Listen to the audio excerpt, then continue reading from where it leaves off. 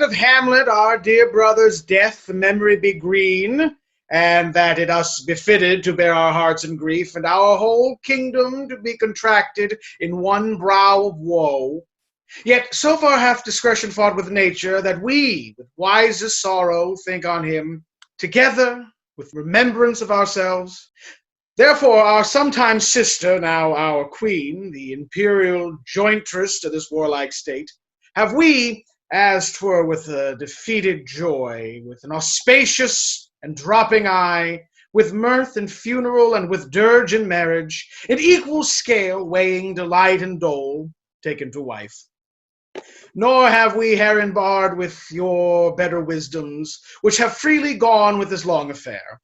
For all, our thanks.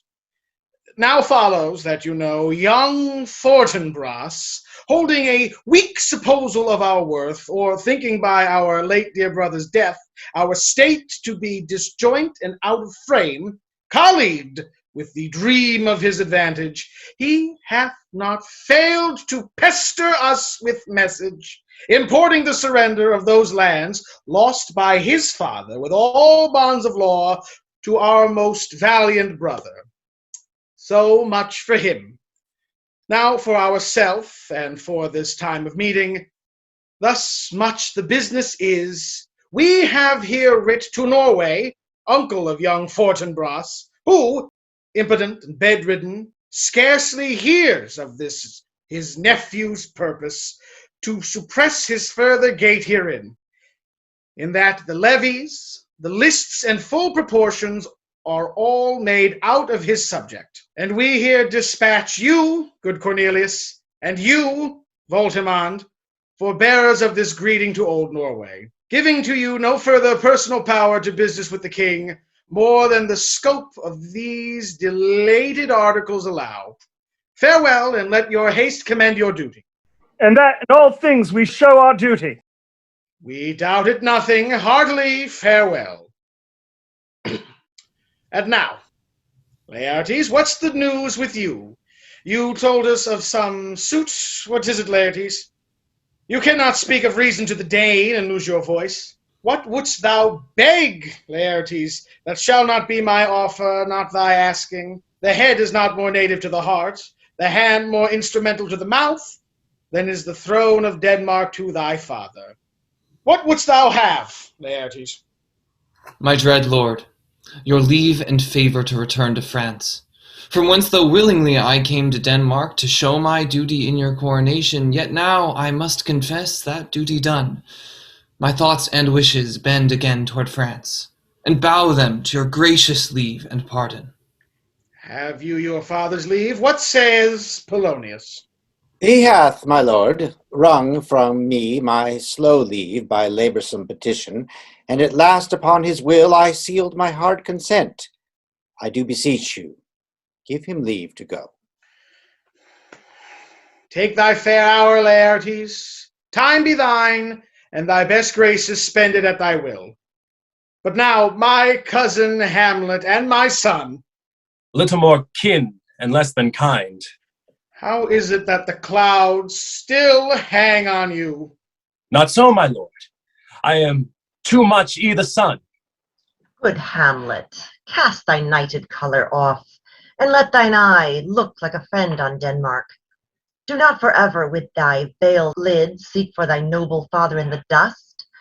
Thou knowest 'tis common, all that lives must die, passing through nature to eternity. Ay, madam, it is common. If it be, why seems it so particular with thee? Seems, madam. Nay, it is. I know not seems. 'Tis not alone my inky cloak, good mother, nor customary suits of solemn black, nor windy suspiration of forced breath, no, nor the fruitful river in the eye, nor the dejected haver of the visage, together within all forms, moods, shapes of grief, that can denote me truly, these indeed seem, for they are actions that a man might play. But I have that within which passeth show, these but the trappings and the suits of woe. 'Tis sweet and commendable in your nature, Hamlet, to give these mourning duties to your father.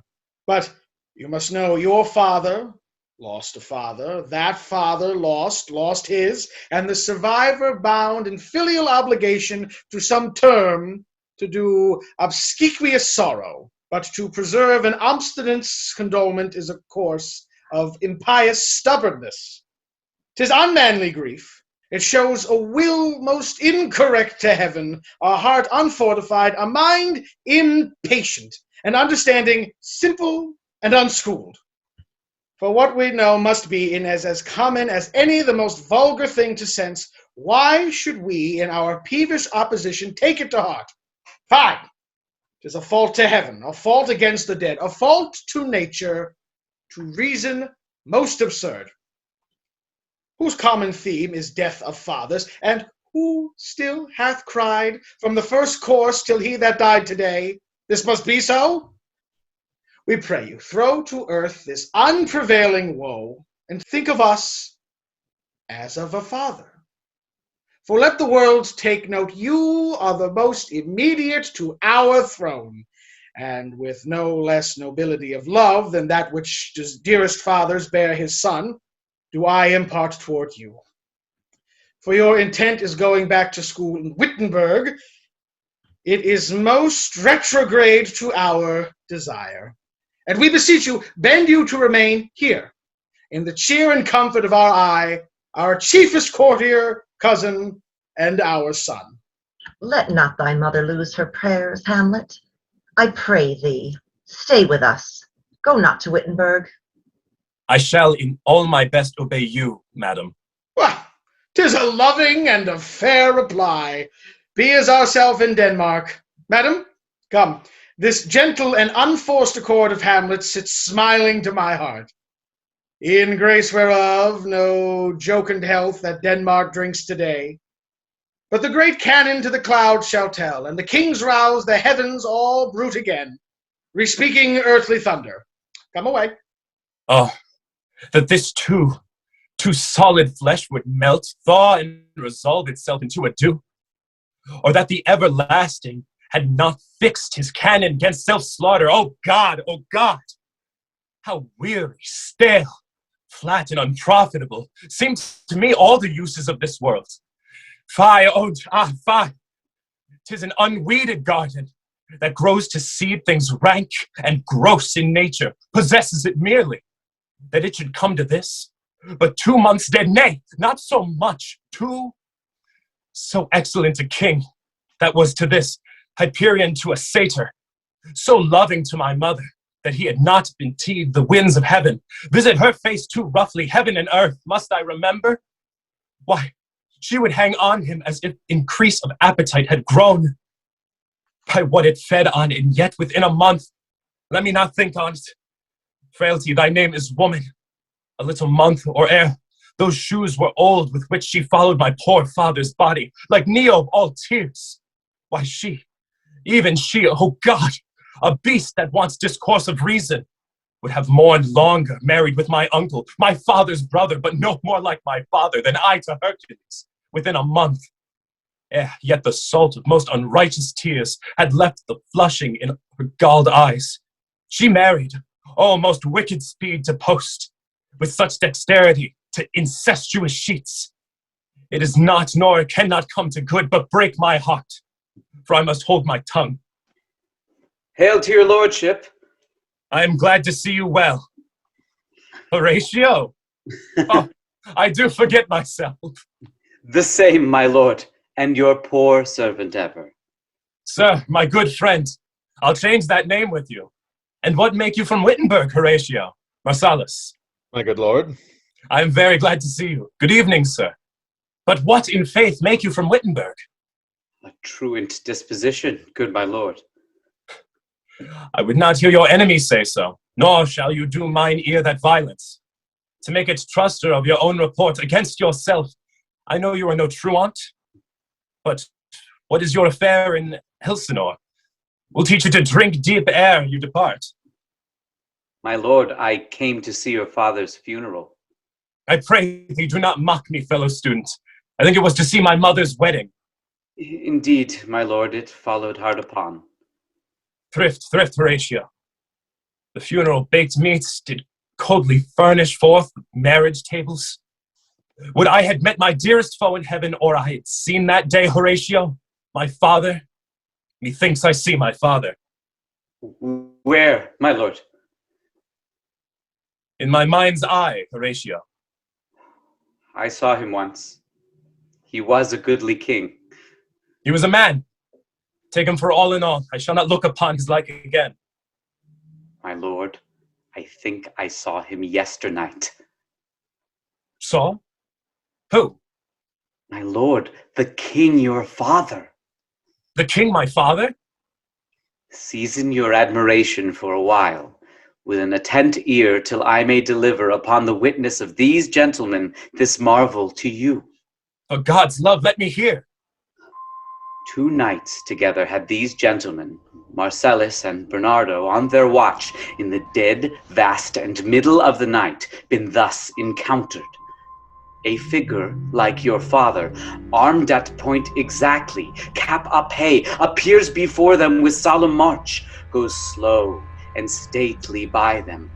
Thrice he walked by their oppressed and fear-surprised eyes within his truncheon's length, whilst they, distilled almost to jelly with the act of fear, stand dumb and speak not to him. This to me in dreadful secrecy impart they did, and I with him the 3rd night kept the watch, whereas they had delivered both in time form of the thing, each word made true and good. The apparition comes. I knew your father. These hands are not more like. But where was this? My lord, upon the platform where we watched. Did you not speak to it? My lord, I did, but answer made it none. Yet once methought it lifted up its head and did address itself to motion, like as it would speak, but even then the morning cock crew loud, and at the sound it shrunk in haste away, and vanished from our sight. 'Tis very strange. As I do live, my honored lord, 'tis true, and we did think it writ down in our duty to let you know of it. Indeed, good sirs, but this troubles me. Hold you the watch tonight? We do, my lord. Armed, you say? Armed, my lord. From top to toe? My lord, from head to foot. Then saw you not his face? Oh, yes, my lord. He wore his beaver up. What, looked he frowningly? A countenance more in sorrow than in anger.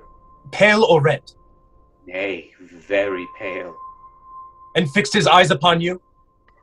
Most constantly.